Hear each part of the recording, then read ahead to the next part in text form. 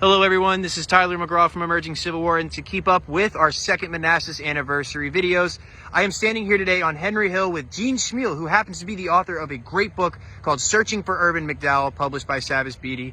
And Gene's going to tell us a little bit about what happens with Irvin McDowell at the second Battle of Manassas. Gene, the floor is yours, my friend. Okay.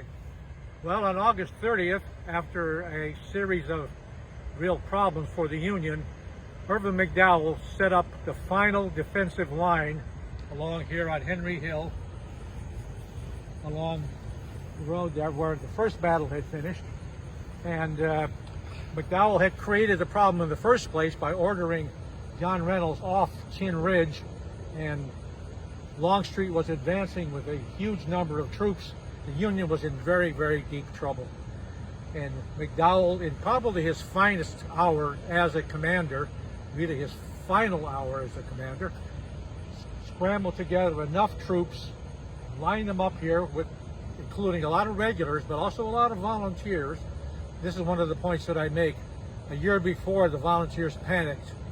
Now the volunteers stood their ground, and they held off Longstreet's final advance until the night came, so the Union was able to retreat and back towards Centerville. McDowell had caused the problem, but he also resolved the problem.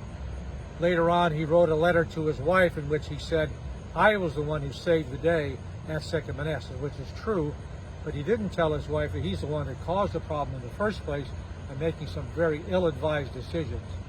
He knew that Longstreet was there, but at times he seemed to blot out his thinking. He seemed not to really remember the problem, and he was focusing far too much on Jackson over on the other side, and that's where Pope was focusing, and he really didn't really understand that the real problem was Longstreet coming up.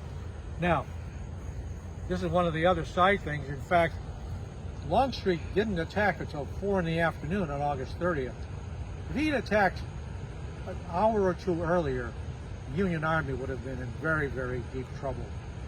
The fact that they didn't attack until that point, which is something I don't hear much about, should be criticized, was something the Union was very thankful about, because he didn't attack until late. He held him off until darkness. So Irvin McDowell, this was his very last battle. He only fought here. He had 42 years in the Army, commanded the Army at First Manassas, in effect the deputy commander at Second Manassas, but afterwards he was sent back, kicked aside, onto desk jobs for the rest of his career, and he mainly appeared on the scene only at the 2 Fitzjohn Porter trials, which is another subject which we're not going to go into. But those of you who know about Fitzjohn Porter will know that at the end of, when he was convicted, court-martialed and convicted in his first trial, he said, "The main reason why I was convicted was that Irvin McDowell lied about everything that happened in this battle."